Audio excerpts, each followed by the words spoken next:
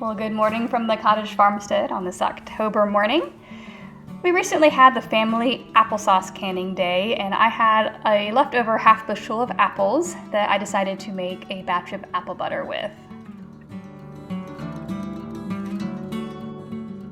So these apples came from an orchard in the county next over to us, and they consider these seconds, but for the most part they are perfectly good apples.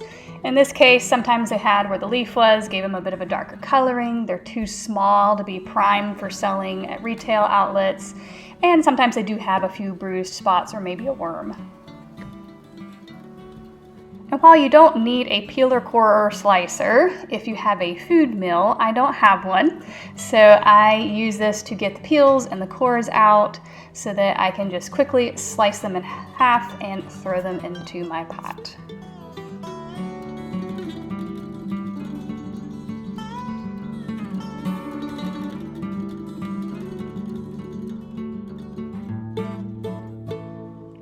With one apple down, I have another 9 pounds of apples to go through. So let's speed this up.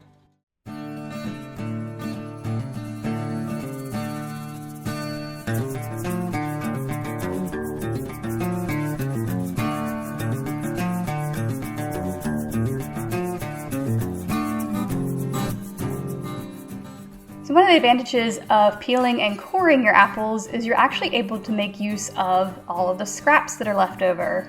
So you'll probably see me putting all of my peels into a mason jar as I go along, and I'm later going to put my apple cores into a jar too. And I'm going to be making what's called apple scrap vinegar, which is pretty much identical to the apple cider vinegar that you get at the store.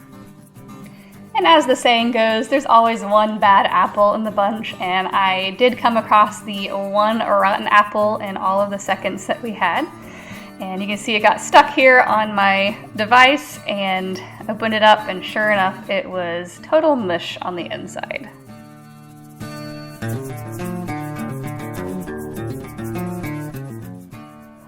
After getting all of the apples peeled, cored, and sliced, you dump them into a large stock pot, and you put a little bit of water in the bottom, and you bring it to a boil and allow them to start softening in there. And of course, there's always a mess when you process this many apples. But like I said earlier, I'm going to make use of most of this, so none of it's actually going to go to waste.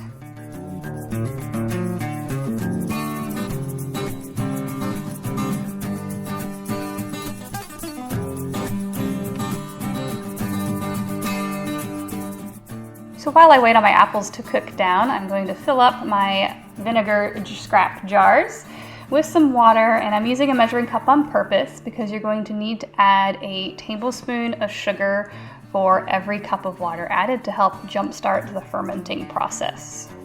So after I finish topping these off with water and a little bit of sugar, I'm going to cover them with a paper towel and a rubber band to keep the fruit flies out of them while they do their first infusing and ferment.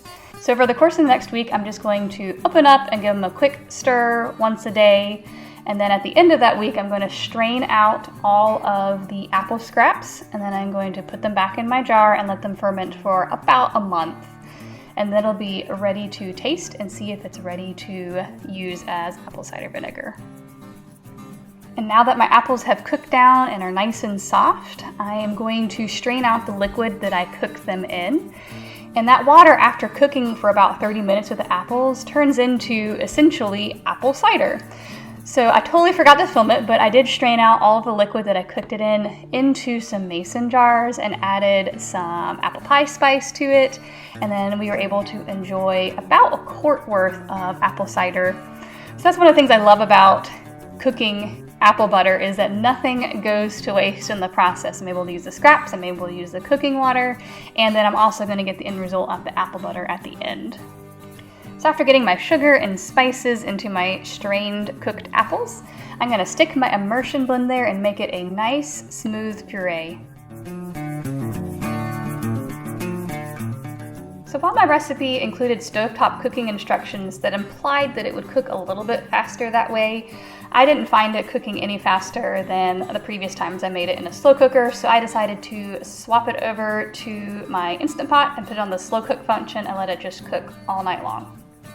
As you can see, by the next morning, it was a nice, deep brown caramel color, and it was ready to start canning.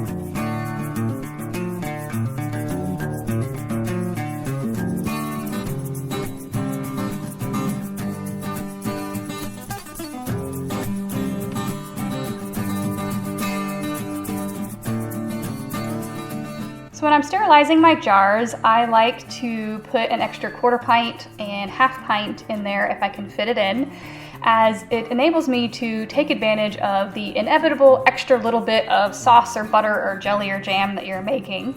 And I put it in this smaller jar, and it is a perfect size for gifting later in the year. And after processing for 15 minutes, my apple butter is complete and ready to cool down and stock my pantry shelves for the winter ahead.